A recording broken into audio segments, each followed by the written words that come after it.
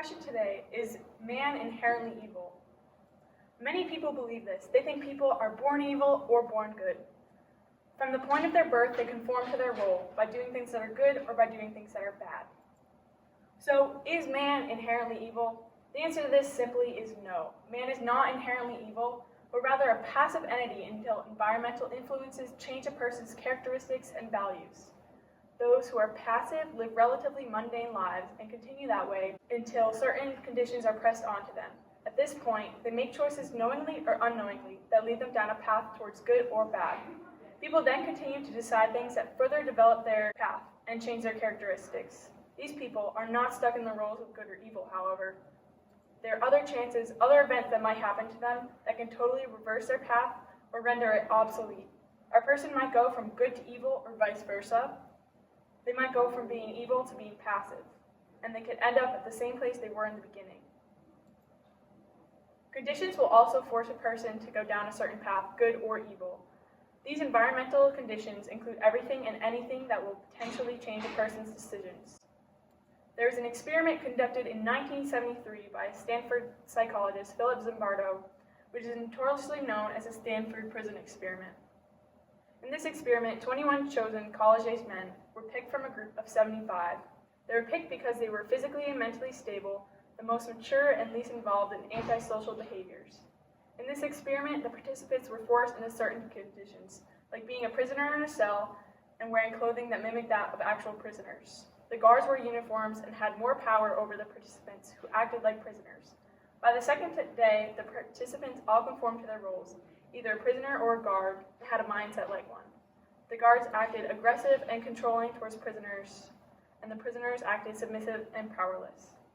Towards the end of the experiment, many of the prisoners had breakdowns. The experiment, which was supposed to last 2 weeks, had to end after 6 days because of the issues the prisoners were facing. This experiment shows that different conditions will force people to go down a certain path.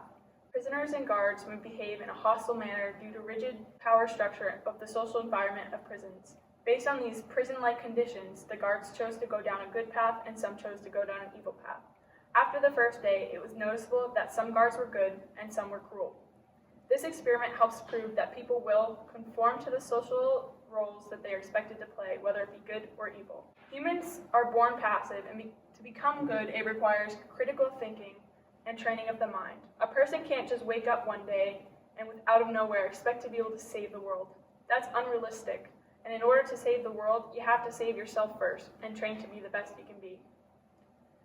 People who want to be good have to be taught right from wrong and given strong moral values from a young start.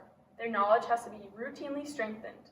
They have to understand and differentiate when something will lead to evil choices and when something will lead to good choices. This differentiation must also lead to action. In order to become good, passivity is not an option. A person has to be in a situation and has to make a choice to do good, to go down the good path in order to truly become good. And the choice between doing what's right and doing what's wrong is a personal thing. It's your choice. Some people have strong enough morals and are strong-willed enough they can counter evil and save others. In some cases, it takes a bit of time for these stronger people to realize that something is bad. They may passively ignore the situation before they realize it's wrong. This was the case in the story Barn Burning by William Faulkner. The main character was a son of the serial arsonist. The boy's father believed that he had the right to hurt anyone who did him wrong in some way. Thus, his father burned down people's buildings wherever he went and ran off. His father is an example of an evil person because he believes he's doing himself right and has the power over others, and he uses it for harmful things. The boy did not realize how bad his father was, but he continued to let it happen. He acted passively. However, towards the end of the story, the boy tells how he finally got the strength to fight back against his father. He initially didn't want to because of fear.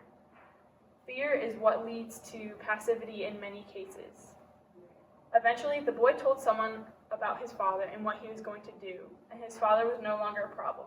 The boy knew what was being done was wrong, and he made choices and acted to counter the evil to save others. There are 7 big choices that can lead to a person down an evil path. These include dehumanization of others, de-individuation of self, diffusion of personal responsibility, blind obedience to authority, uncritical conformity to group norms, and passive tolerance of evil through inaction or indifference. Making one of these choices in a situation where there is an alternative leads a person down a bad path. Many reasons people are put into situations to make a bad choice is because of power. In many circumstances, power leads to evil.